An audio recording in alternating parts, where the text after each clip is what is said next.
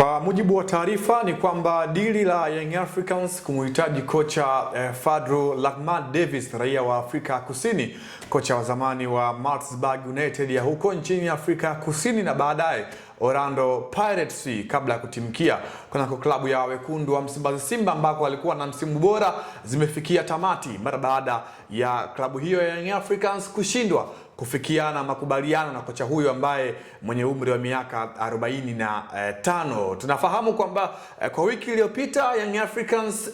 ilieleza kwamba walikuwa kwenye mazungumzo na kocha huyo kuweza kupata saini yake kuelekea msimu ujao kuweza kuwa kama kocha mkuu wa Young Africans, kutokana na kile ambacho Young Africans wanakipitia kwa wakati huu, kutokuwa na kocha mkuu ambaye anaweza akaipeleka katika msimu ujao, licha ya kwamba kuwa na Abdelhamid Mwalim miongoni mwa walimu ambao kwa kipindi hiki anakaimu nafasi ya kocha mkuu ndani ya Young Africans, licha ya kwamba ana uzoefu mkubwa sana katika hilo eneo. Tukumbuke kwamba ameshawahi kufundisha Azam Football Club, KMC na klabu nyingine mbalimbali za hapa nchini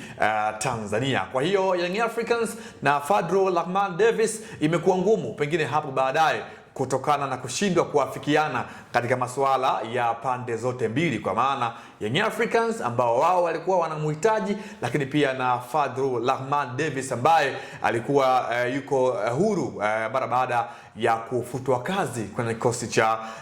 Raja Casablanca ambayo ndio alikuwa anaifundisha kabla ya kuachia ngazi na nafasi yake kwenda kuchukuliwa na Nasruddin Mohamed Nabi kwenye kikosi cha Raja Casablanca ya huko nchini Morocco inayoshiriki ligi kuu soka ya nchini Morocco kwa maana ya Botola Professional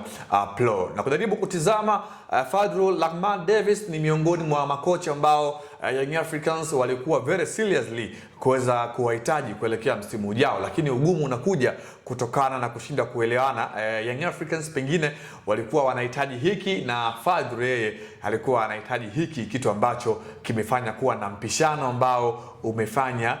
kutokuwa na maelewano effectively, ambayo kama angekuwa sawa basi Young Africans walikuwa wanania ya kupata saini yake kocha huyu ambaye ana uzoefu mkubwa, takriban msimu mmoja na nusu ambao amekaa kunako ardhi ya Tanzania akiwa na kikosi cha wekundu wa Msimbazi Simba, ambapo alikuwa na kiwango bora hadi kuifikisha katika hatua ya fainali timu hiyo ya Simba katika msimu wa mwaka 2024 katika fainali ya kombe la shirikisho barani Afrika, ambako Simba walikipiga dhidi ya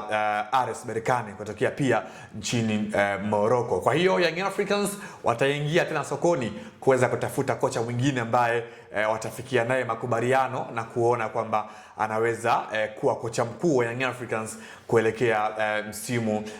ujao, na ni sehemu ya Young Africans ambayo wana dhamira kubwa ya kufanya reshuffle kuelekea msimu ujao mara baada ya kushuhudia msimu huu Young Africans ikifundishwa na walimu watatu. Alianza Romain Folz ambaye akaishia katikati, nafasi yake ikachukuliwa na kocha kwa maana ya